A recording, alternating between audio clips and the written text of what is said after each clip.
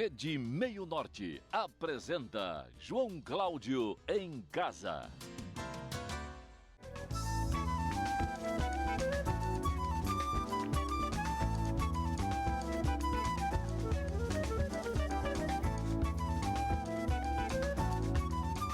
Queridos, o nosso programa João Cláudio em Casa, preciso que eu diga a vocês, passa toda quarta-feira às 22h20 e sábado às 22 horas.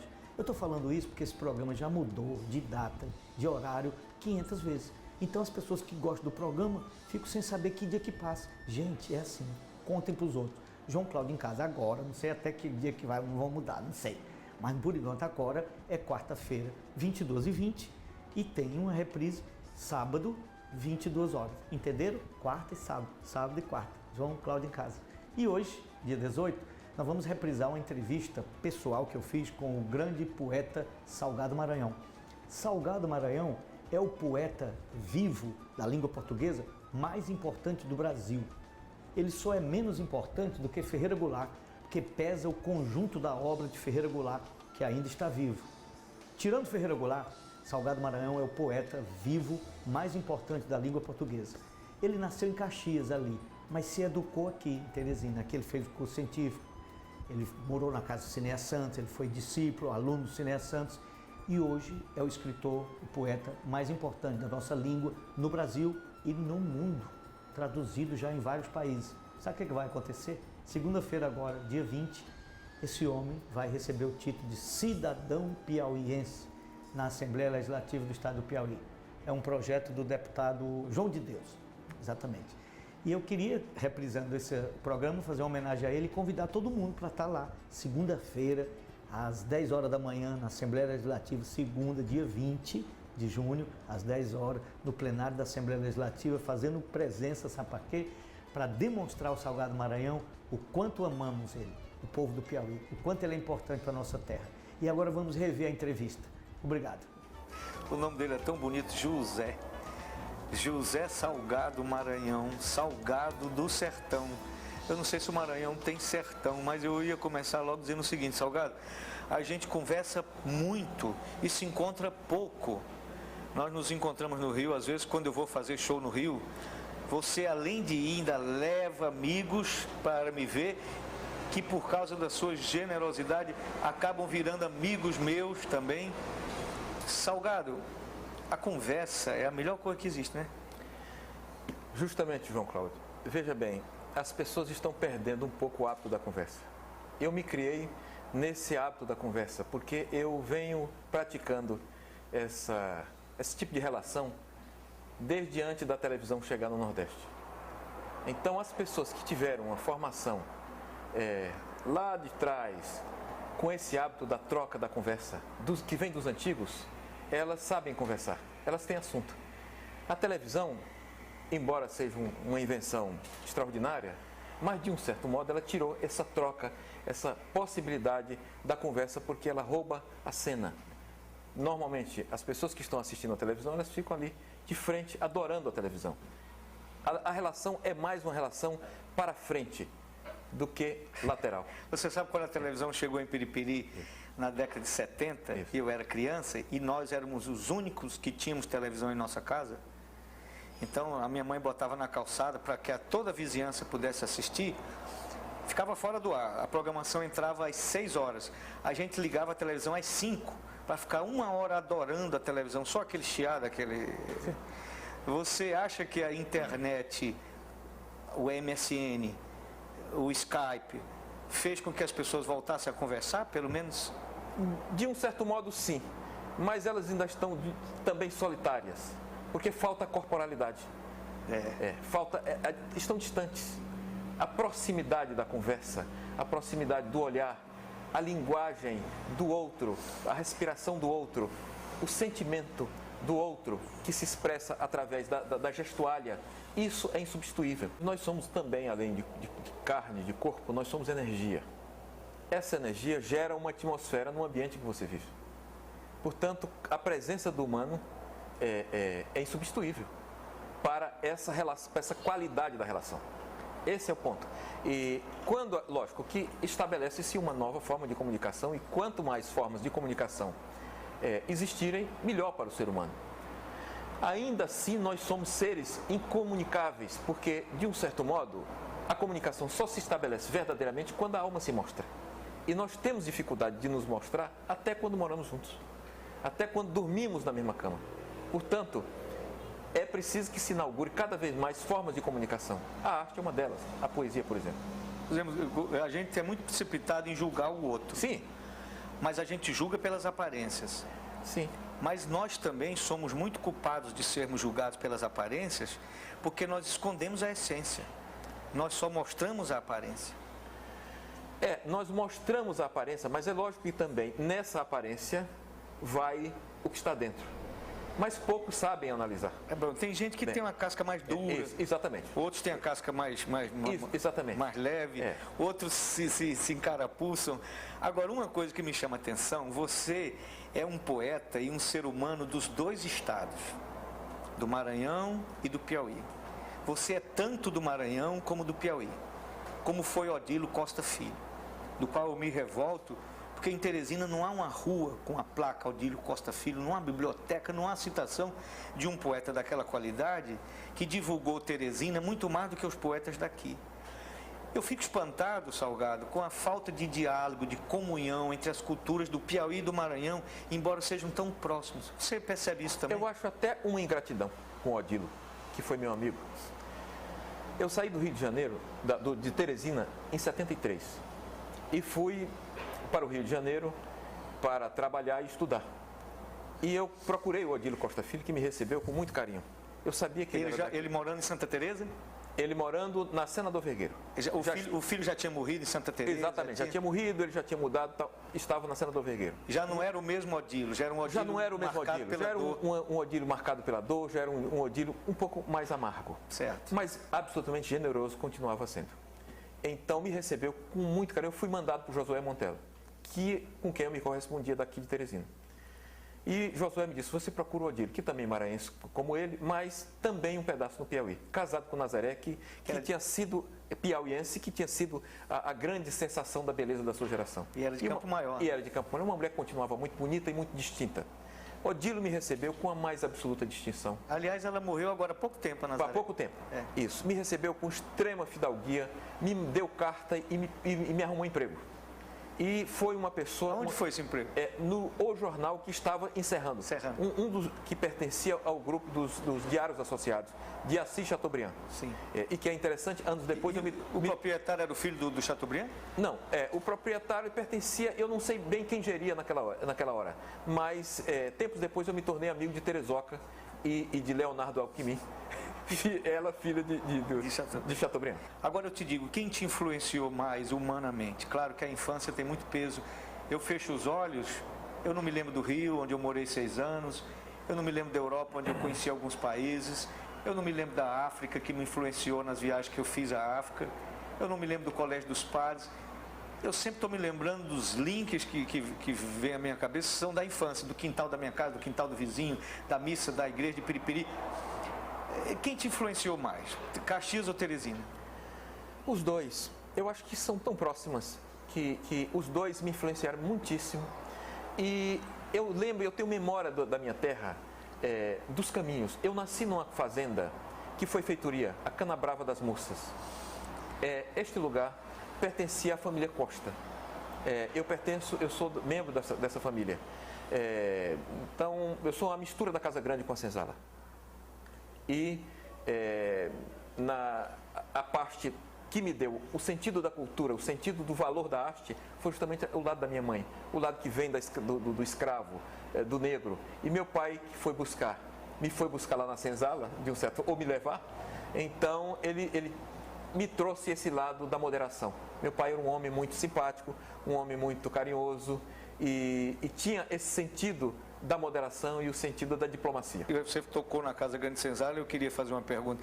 Você leu Gilberto Freire, evidentemente? Naturalmente. O que você acha dessa obra do Gilberto Freire? Eu acho o Gilberto Freire, a Casa Grande Senzala, como de resto toda a obra de Gilberto Freire, muito importante para a formação da consciência brasileira. A questão é que o Gilberto Freire foi um homem da sua época. Nós não podemos esquecer que nós estamos sempre vinculados ao tempo em que vivemos. Ele não podia nos dar tudo, porque senão não teríamos razão de existir. A gente vai sempre transformando aquilo que os antigos nos trouxeram. E este incompleto que estes antigos nos oferecem, que esses antigos nos oferecem, propicia a nossa renovação. Senão, se fizessem tudo, não tínhamos nada para fazer. Entre Casa Grande, Senzala e Raiz do Brasil, você fica com qual? Eu fico com os dois. Todos os dois são formadores, se completam. E esses dois também não completam o que se tem para dizer. Dizem que há uma conversa entre o Gilberto Freire e o Câmara Cascudo. Eu não me lembro se é o Câmara Cascudo. Que é outro genial intelectual. Extraordinário. Para mim, o maior do Extraordinário. Brasil. Em que o Câmara Cascudo teria dito ao Gilberto Freire, ou o Gilberto Freire teria dito, eu não estou bem lembrado, a coisa mais sublime é gente de cor, ao qual o outro teria respondido, não, a coisa mais sublime é gente. É magnífico isso. Eu acho que os dois têm razão. Gente é mais sublime. Eu até digo que o objetivo, humanamente, é que depois haja a cor apenas como diferença, mas que a gente possa ver as pessoas como gente. Há pouco você falava sobre a questão de gênero, e agora eu acrescento, e agora trouxe à pauta a questão de cor. Gente é que é importante. Agora, é importante existirem as diferenças, porque o mundo fica com muitas cores. É como um mundo, um pomar de muitas frutas. Já imaginou um pomar que só tivesse o gosto de uma fruta? É maravilhoso que possa haver pessoas diferentes. Eu adoro a diferença, e a diferença é extremamente salutar para a poesia. Num país com a dimensão continental como a nossa, com a língua oficial que todo mundo fala, que todo mundo entende, embora haja dialetos, nós não podemos ignorar que há dialetos. Sim. Mas nós podemos dizer, há unidade, mas não há unicidade. Sim, é verdade. O português não era um colonizador de elite. Então, não era um colonizador excludente como o inglês, calvinista, e que se achava melhor que os outros. Então, o português, ele era permissivo. Essa permissividade dele gerou essa proximidade extraordinária e o que dizia Oswald de Andrade, essa contribuição milionária de todos os erros. Então, que eu digo, todos os erros e acertos. Isso o Brasil tem. Nesse ponto, nós temos o que ensinar para o mundo. E o português, ao mesmo tempo que escravizava a negra durante o dia, que era uma coisa abjeta, e dormia com ela à noite. Gerou essa mulataria que somos todos. E gerou esse espírito de tolerância que os outros países não têm. Nós temos esse espírito de tolerância. Não podemos retroagir. É errado quando se luta para escoimar situações de rancores velhos. Nós não temos rancores velhos, nem precisamos ter. Nós temos sim que melhorar as condições objetivas de sobrevivência das pessoas. Isso é outra coisa, educação principalmente. Você acha que nós estamos perdendo esse espírito de tolerância? Talvez um pouquinho, nós estamos perdendo um pouco a lucidez, querendo aprender de povos que não têm isso que a gente tem, esse molejo, justamente porque não tem essa mistura que a gente tem e querendo procurar cabelo em ovo. A culpa é da globalização? De um modo geral, sim. A globalização traz coisas boas e traz coisas que não são tão boas. Mas, esse destampar do mundo é bom. Agora, o que é preciso que a gente dê realce às coisas de mérito, às coisas de valor. O Salgado, a globalização traz coisas boas e traz coisas ruins. Isso. A globalização é inevitável. Inevitável. Como a morte. Como a morte. A globalização desumaniza. Desumaniza. Agora, eu vou te fazer uma pergunta que vai ficar no ar, porque nós vamos para o break. A globalização atrapalha a poesia? Não, em absoluto. Embora a poesia seja uma coisa absolutamente particular. Ela trabalha do particular para o universal e do universal para o particular.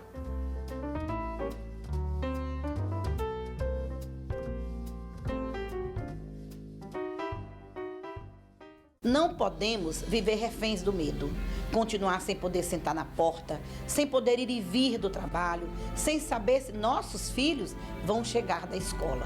Precisamos dar um basta na onda de violência, inclusive contra a mulher, em Timon e muitas cidades do Maranhão. A gestão do PMDB sabe trabalhar pela segurança, criando oportunidades de estudo, esporte, cultura e trabalho para a juventude. Vamos retomar o avanço. PMDB.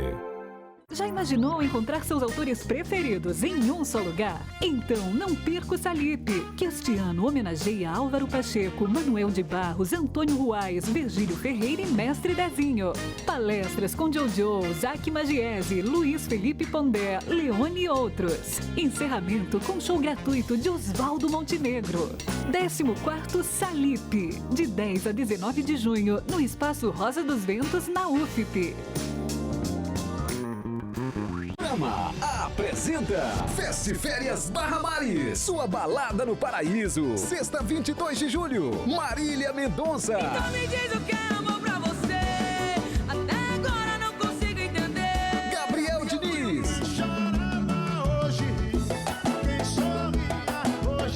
E Léo Verão. Sábado, 23 de julho, Avenida. E mais, Luiz Marcelo e Gabriel, Mad Dog, Crazy Monkeys, Double Deck e DJ Hudson. Festiférias Barra Mares. Vendas Calor Produções, site Ingresso Sky e em Parnaíba, na Nissan e Canadá Veículos. Festiférias Barra Mares. Patrocínio Ótica Diniz, Farmácias Equilíbrio, Marco Informática, Johnny Walker Red Label, Smirnoff, Cachaça e Pioca e Ideal Alimentos. Apoio Gráfica São João, Criativa Comunicação Visual, Celebração Eventos, Carvalho Supermercado, Big X Picanha e EGE de Comunicação e Marketing. Timon enfrenta a crise investindo e trabalhando. Nossa prioridade são as crianças, com a reforma e climatização das escolas. Vamos oferecer água de qualidade em breve, com a nova estação e troca de tubulação da cidade. Quebramos o monopólio dos ônibus para oferecer transporte de qualidade. Pagamos os efetivos em dia e vamos inaugurar mais 12 unidades básicas de saúde. Trabalho e responsabilidade é o jeito PSB de governar. PSB.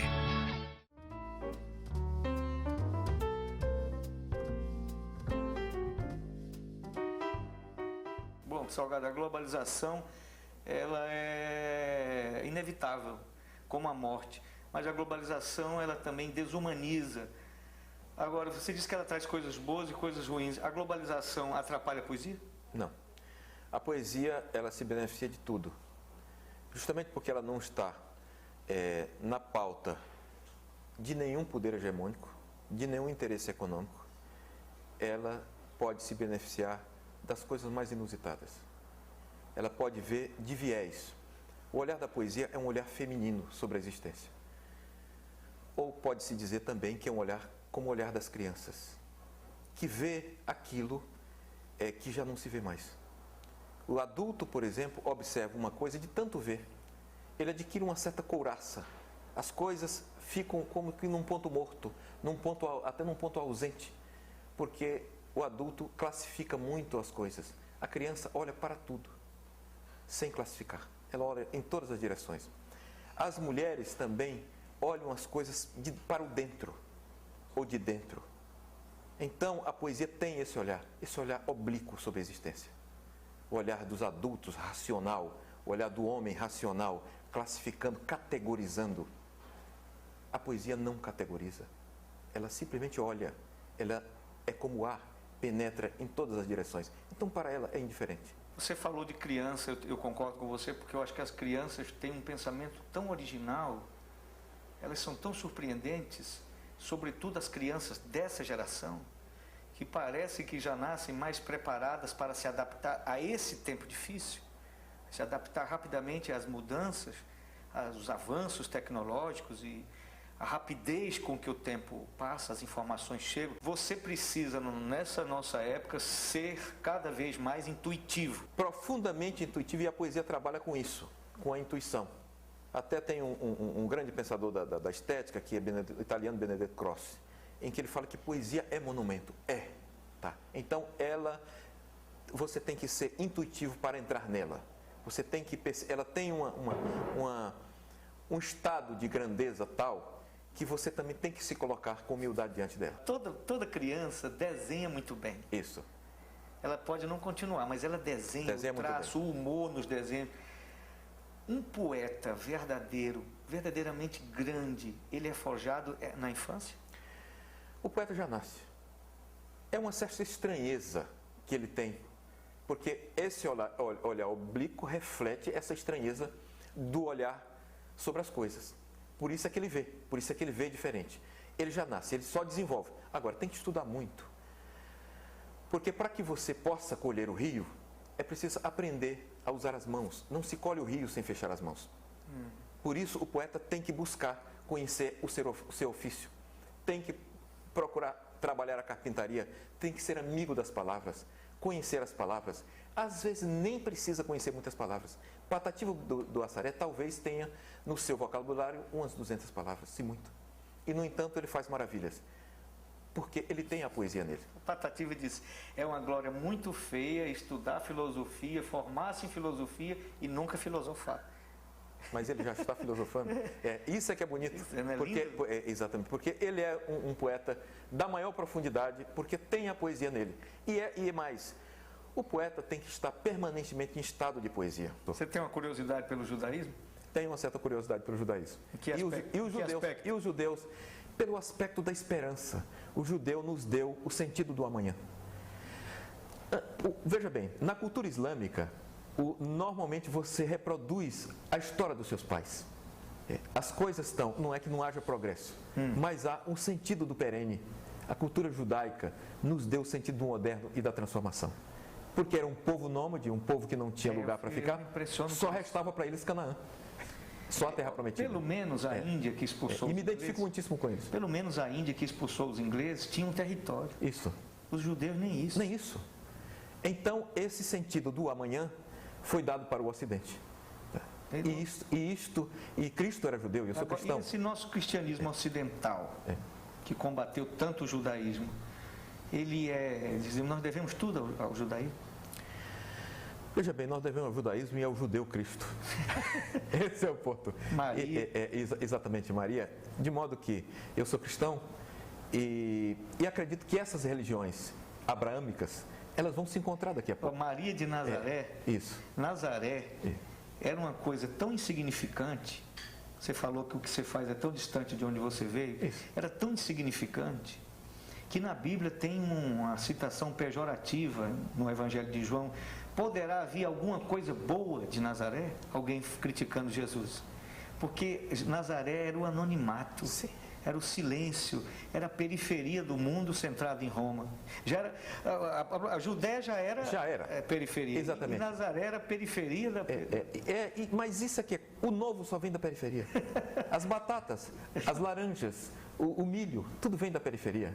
O centro produz ideologia e reproduz. Por isso é que eu digo, aquele poema do Milton Nascimento, me emociona muito ficar de frente para o mar e de costas para o Brasil, não vai fazer deste país um bom país. Exatamente. Pela sua universalidade, pela modernidade e o arrojo da sua poesia, pela urbanidade que você foi obrigado a assimilar. Sim.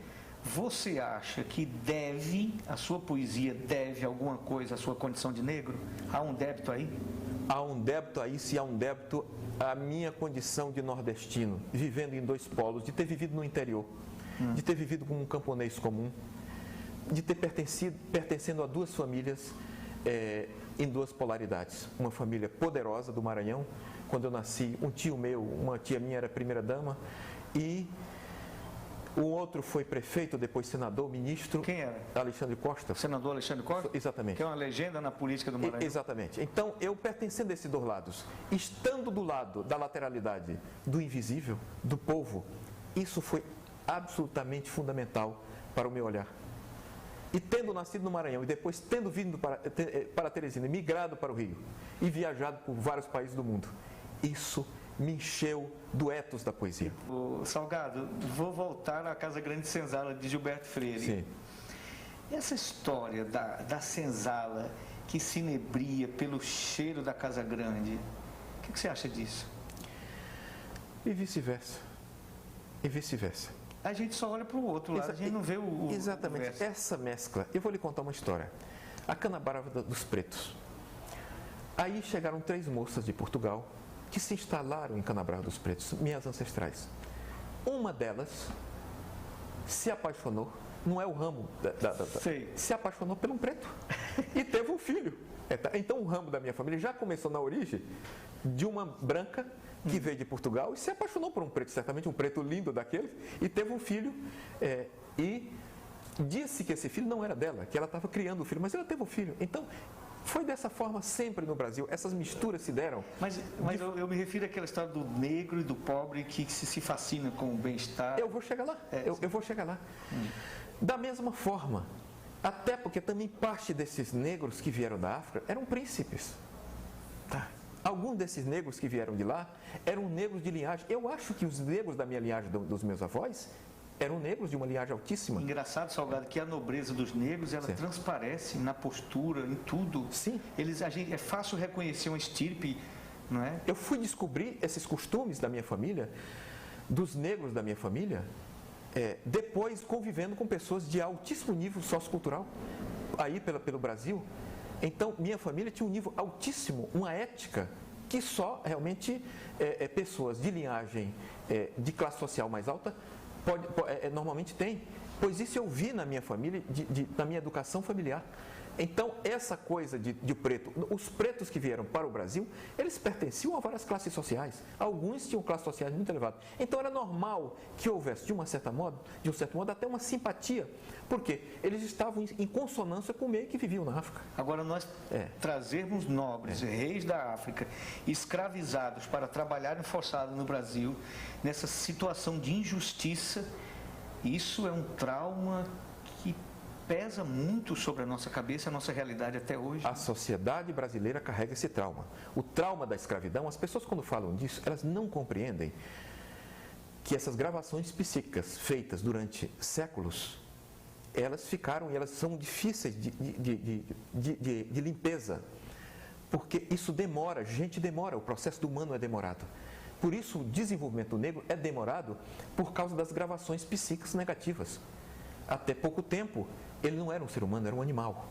Então, isso demora, porque isso tudo é passado de geração em geração. E quando é que nós vamos superar isso, ou se vamos? Com a educação e com um processo profundo de reeducação e de elevação da autoestima.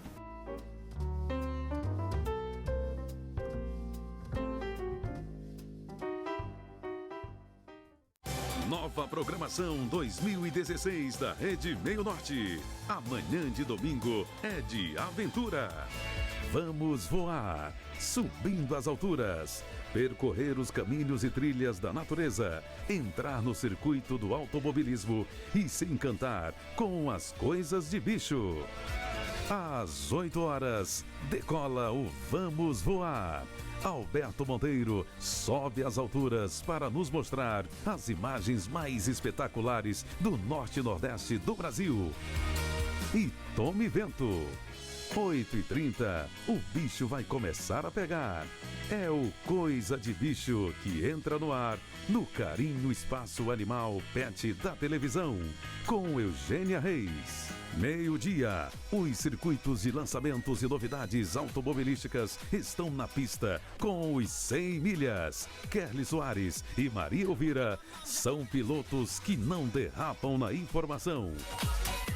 13 horas, os caminhos e trilhas se abrem para desvendar as belezas e cenários da natureza. Juarez Júnior e Vicente são os desbravadores que estão guiando a gente. Programação 2016. Meio Norte é popular, é popstar no meio do povo. Educação de qualidade se faz com escolas mais seguras. Por isso, a Prefeitura de Timon está implantando o sistema de videomonitoramento nas escolas oficiais do município, para garantir mais segurança e tranquilidade aos nossos professores, alunos, pais e toda a comunidade. 47 escolas já estão sendo monitoradas e em breve todas receberão o sistema. Com vídeo monitoramento nas escolas, a qualidade da educação em Timon só avança. Prefeitura de Timon.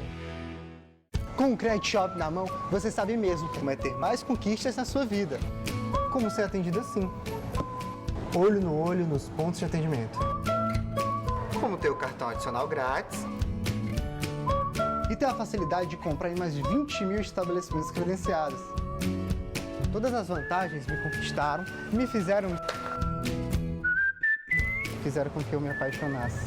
Credit Shop, faça já o seu e tenha mais vantagens e conquistas na sua vida. Não podemos viver reféns do medo.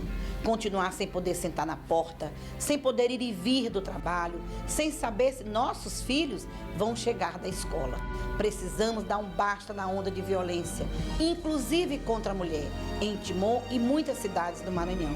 A gestão do PMDB sabe trabalhar pela segurança, criando oportunidades de estudo, esporte, cultura e trabalho para a juventude. Vamos retomar o avanço. PMDB. Nesse domingo tem Papo de Boteco, 1h30 da tarde. Confere aí tudo que vai rolar. Onde já se viu? Perguntar a idade ao Mano Leite. Se não. Se não, no tom, mulher queria dizer. Não esqueça, é nesse domingo, às 1h30 da tarde.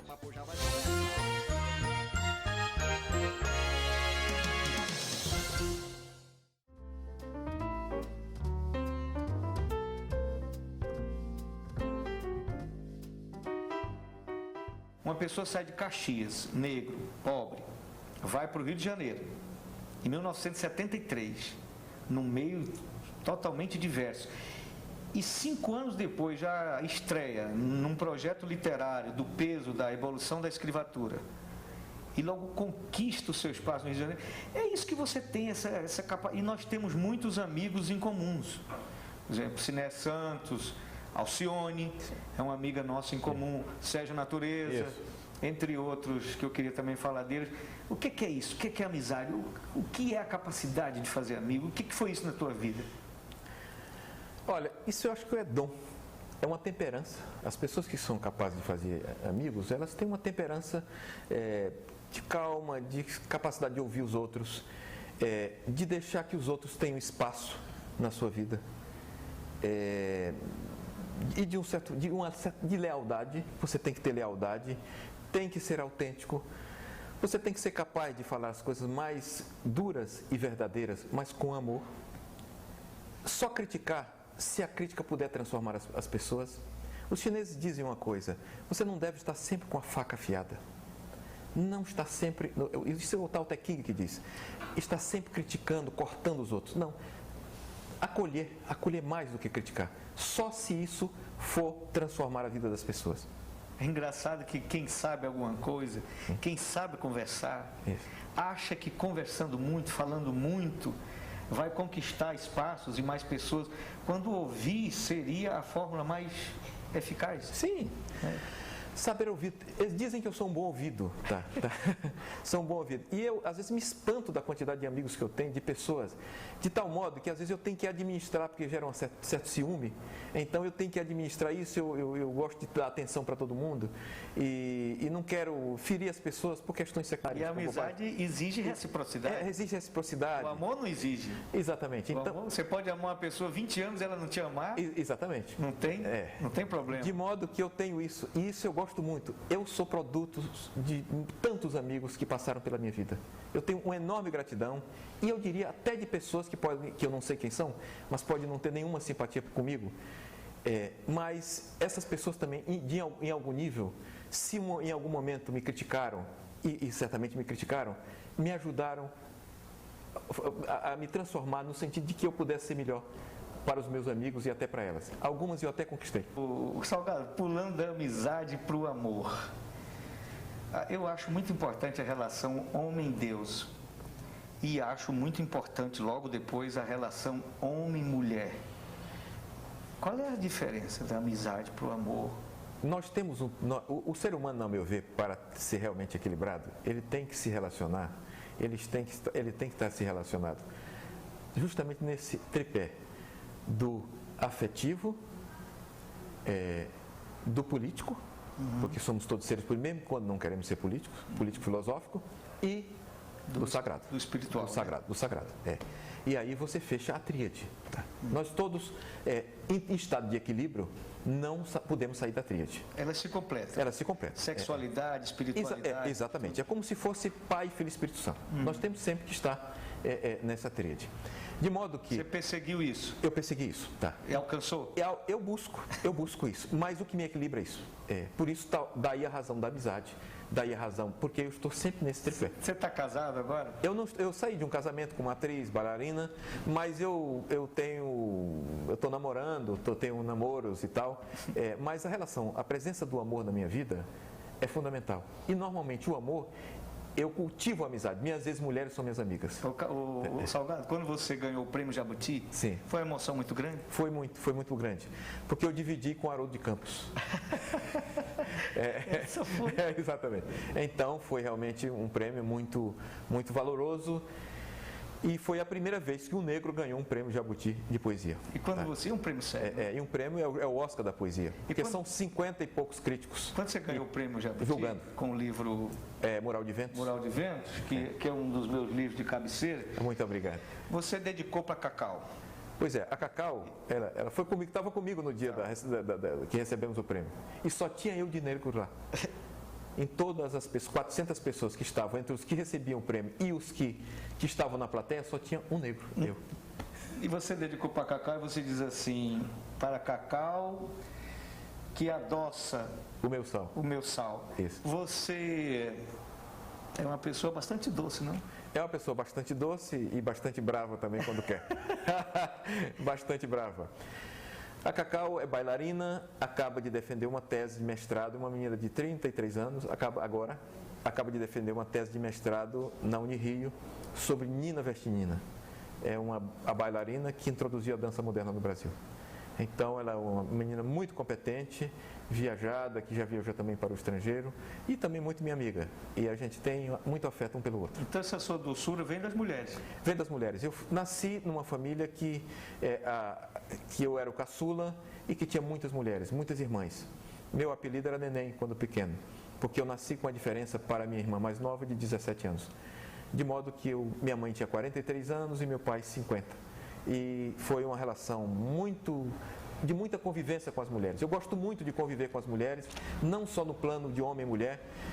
Mulher me completa demais, eu preciso demais de mulher. Quando não tem, eu fico triste, desarrumado. Na hora que chega a mulher, meu sorriso se abre. Até o Ciné já escreveu sobre isso. O Salgado, eu não sei escrever como você. Não é que isso me deu inveja. Eu gostaria de ser, mas eu sei ler o que você escreve. E a sua poesia me ajuda muito. Mas eu fico muito contente que isso aconteça. Eu posso dizer que já ganhei o dia. Obrigado. Muito obrigado. É uma honra estar sendo entrevistado por o maior artista comediante deste país. Tá? Que o Piauí tem e que espero que saiba preservar. Deus te abençoe, crioulo. Muito obrigado, meu irmão.